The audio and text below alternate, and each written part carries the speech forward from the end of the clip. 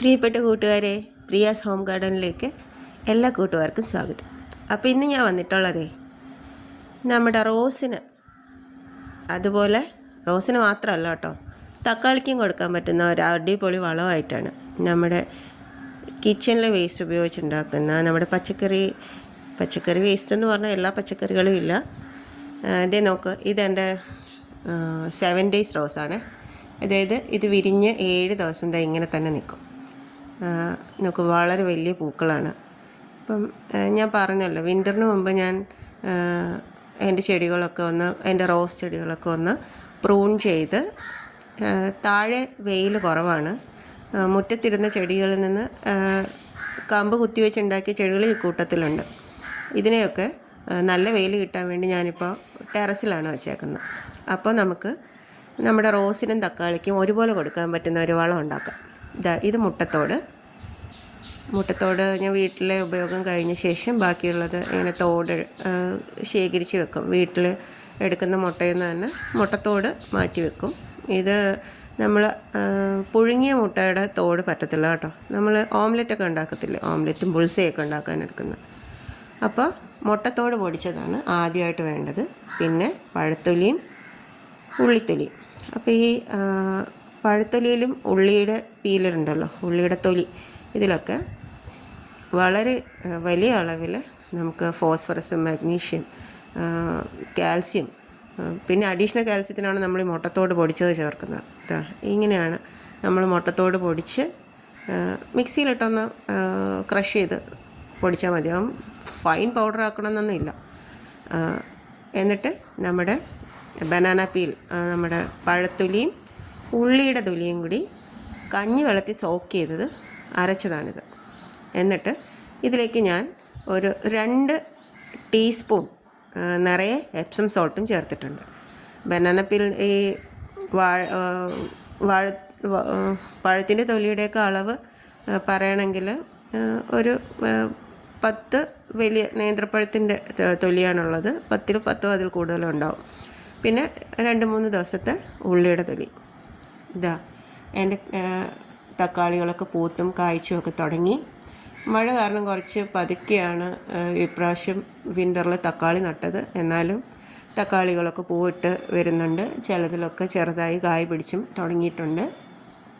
അപ്പോൾ ഈ സമയത്ത് നമ്മൾ ഈ വളർച്ചയുടെ ആദ്യ ഘട്ടങ്ങളിൽ നമ്മൾ കൂടുതലും നൈട്രജൻ ബേസ്ഡ് ആയിട്ടുള്ള വളങ്ങളാണ് നമ്മുടെ ചെടികൾക്ക് കൊടുക്കുന്നത്. അതായത് ഇവ കരുത്തോടെ, ഇവയുടെ വേരുപടലം വളരെ കരുത്തോടെ വരാനും ചെടികളുടെ വളർച്ച, ഫിസിക്കൽ ഗ്രോത്ത്, നമ്മുടെ ഇലകളും തണ്ടുകളൊക്കെ വളരെ ശക്തിയായിട്ട് വളർന്നു വരാനുമുള്ള നൈട്രജൻ അടങ്ങിയ വളങ്ങളാണ്. കണ്ടില്ല, എൻ്റെ ഈ തക്കാളിയിലൊക്കെ കായ് പിടിച്ച് തുടങ്ങി. നമ്മൾ ചെടിയുടെ വളർച്ചയുടെ ഘട്ടത്തിൽ കൊടുക്കുന്നത്. പക്ഷേ പൂവിടാൻ തുടങ്ങുമ്പോൾ തൊട്ട് നമ്മുടെ ചെടികൾക്ക് കുറച്ച് എക്സ്ട്രാ മിനറൽസ് ആവശ്യമുണ്ട്. ലൈക്ക് മാഗ്നീഷ്യം, ഫോസ്ഫറസ്, സിങ്കൊക്കെ മൈക്രോ ന്യൂട്രിയൻസിൽ പെടുന്നതാണ്. അതായത് സെക്കൻഡറി മിനറൽസ് ആയിട്ട് കിട്ടേണ്ടതാണ്. അതുപോലെ തന്നെ നമ്മുടെ പൂത്ത് തുടങ്ങുന്ന റോസുകൾക്ക്. അപ്പോൾ ഇതൊക്കെ കിട്ടുന്ന ഒരു വളമാണ് ഞാനിപ്പോൾ പറഞ്ഞത്. വീട്ടിലെ മുട്ടത്തോട് പൊടിച്ചതും വാഴത്തൊലിയും ഉള്ളിത്തോലും കൂടി കഞ്ഞിവെള്ളത്തിൽ 2-3 ദിവസം സോക്ക് ചെയ്ത് വെച്ചിട്ട് അരച്ചെടുക്കാനും എളുപ്പമായിരിക്കും. ഇതിൻ്റെ ഗുണവും കൂടുതലായിരിക്കും. ഇതിലേക്ക് ഒരു 2 സ്പൂൺ എപ്സം സോൾട്ട് കൂടി ചേർക്കുക. റോസിനൊക്കെ പൂക്കാൻ വളരെയധികം ഹെൽപ്പ് ചെയ്യുന്ന ഒരു സാധനമാണ് ഈ എപ്സം സോൾട്ട്.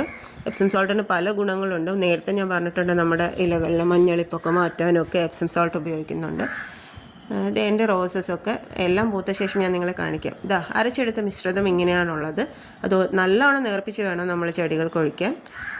1 കപ്പിന് ഞാനിപ്പോൾ 1 കപ്പ് മിശ്രിതത്തിന് 5 കപ്പ് വെള്ളം വരെ ചേർത്തിട്ടാണ് ഞാൻ ചെടികളിലേക്ക് ചേർക്കുന്നത്. ഇതെൻ്റെ ഒരു പുതിയ റോസാണ്, മിനിയേച്ചർ റോസാണ്. അതുപോലെ തന്നെ ഇത് ഒരു ക്രീപ്പർ റോസാണ്. അതായത് പടർന്ന് കയറുന്ന പോലെ വളരെ ചെറിയ പൂക്കളാണ്. പൂക്കളൊക്കെ വന്ന് തുടങ്ങി, കാണാമോ? കുഞ്ഞ് ബട്ടൺ റോസ് പോലെ എന്നാൽ ക്രീപ്പർ സ്വഭാവമുള്ള ഒരു റോസാണിത്. നിറയെ തളിരുകളും പൂക്കളൊക്കെ വരുന്നുണ്ട്. ഞാൻ 4 സൈഡിലും ഇങ്ങനെ താങ്ങ് കൊടുത്ത ശേഷം അതിലേക്ക് കയറ്റി വിടാൻ ആണ് ഇങ്ങനെ കെട്ടി കൊടുത്ത് മേലേക്ക് വരുന്ന പോലെയാണ് ഇതിനെ സെറ്റ് ചെയ്യാൻ ഉദ്ദേശിക്കുന്നത്. അപ്പോൾ നമ്മുടെ റോസിലൊക്കെ റോസ് എന്ന് പറഞ്ഞാൽ വളരെ കാര്യമായിട്ട് നമ്മൾ കെയർ കൊടുക്കേണ്ട ഒരു ചെടിയാണ്. എന്ന് വെച്ചാൽ ചുമ്മാ ഇങ്ങനെ കൊണ്ടുവച്ചാൽ ഒരു സൈഡിലിരുന്ന് അതങ്ങനെ പൂക്കില്ല. പക്ഷെ പൂത്ത് തുടങ്ങിയാൽ ഇത്രയും മനോഹരമായ ഒരു ഒരു ഒരു ആരോൺ നമ്മുടെ ഗാർഡനിലില്ല. അത്രയ്ക്കും സുഗന്ധവും കാണാൻ വളരെ ഭംഗിയുമുള്ള പൂക്കളുള്ള റോസുകൾക്ക് പൂക്കാൻ വളരെ എളുപ്പം നമുക്ക് പുഷ്പിക്കാനും അതിൻ്റെ പുതിയ തളിരുകൾ വരാനും ഒക്കെ ഹെൽപ്പ് ചെയ്യുന്നൊരു വളമാണിത്. അതുപോലെ നമ്മുടെ തക്കാളികൾക്കും എൻ്റെ പുതിയ തക്കാളികൾ മീൻസ് കായ്ച്ചും പൂത്തും തുടങ്ങിയത് അതിൻ്റെ അടുത്ത ജനറേഷൻ, എൻ്റെ തൊട്ട് ചെറിയ ജനറേഷനും ഉണ്ട്. എൻ്റെ വെണ്ടകളൊക്കെ കായ്ച്ചു തുടങ്ങി, കണ്ടില്ലേ? ചെറിയ വെണ്ടയാണ്, വെണ്ടയെക്കാളും വലിയൊരു വെണ്ടയ്ക്ക അതിനകത്ത് നിൽപ്പുണ്ട്.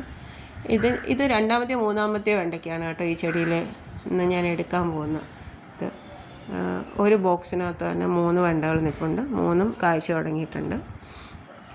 അപ്പോൾ നമ്മൾ ഇത് തക്കാളിക്കും റോസിന് മാത്രമായിട്ട് റെസ്ട്രിക്റ്റ് ചെയ്യണ്ട കേട്ടോ. നമ്മുടെ എല്ലാ പൂത്തും കായ്ച്ചും തുടങ്ങുന്ന ചെടികൾക്കും തുടങ്ങാൻ പോകുന്ന ചെടികൾക്കും എല്ലാം ഇത് കൊടുക്കാവുന്നതാണ്. കൊടുക്കുന്ന കോൺസെൻട്രേഷൻ നമ്മളൊന്ന് ശ്രദ്ധിച്ച് കൊടുക്കണമെന്നേ ഉള്ളൂ. ചെറിയ ചെടികൾക്ക് കുറച്ച് കൂടുതൽ വെള്ളം ചേർത്ത് ലെസ് കോൺസെൻട്രേറ്റ് ചെയ്ത്, അതായത് പിന്നെ വളരെ ഗാഢത കുറച്ച് കൂടുതൽ വെള്ളം ചേർത്ത് കൊടുക്കുക, അത്രയേ ഉള്ളൂ. അപ്പോൾ നിങ്ങളെൻ്റെ ചാനൽ സബ്സ്ക്രൈബ് ചെയ്യണം. എനിക്ക് വളരെ കുറച്ച് സബ്സ്ക്രൈബേഴ്സേ ഇപ്പോൾ ഉള്ളൂ. എൻ്റെ വീഡിയോസൊക്കെ കാണണം. കൃഷി സംബന്ധവും ഗാർഡനിങ് സംബന്ധവുമായിട്ടുള്ള വീഡിയോസാണ് ഞാൻ കൂടുതലും ഇടുന്നത്. അപ്പോൾ തീർച്ചയായിട്ടും നിങ്ങളുടെ ഫീഡ്ബാക്കും അറിയിക്കണം. എൻ്റെ ഈ റോസസിലൊക്കെ പുതിയ തളിരുകളൊക്കെ വന്നത് കൊണ്ട് നിറയെ മൊട്ടുകളുമുണ്ട്. ഇതൊക്കെ നാടൻ റോസുകളാണ്. ഞാൻ ബഡ് റോസുകൾ അങ്ങനെ വാങ്ങാറില്ല. Thank you all.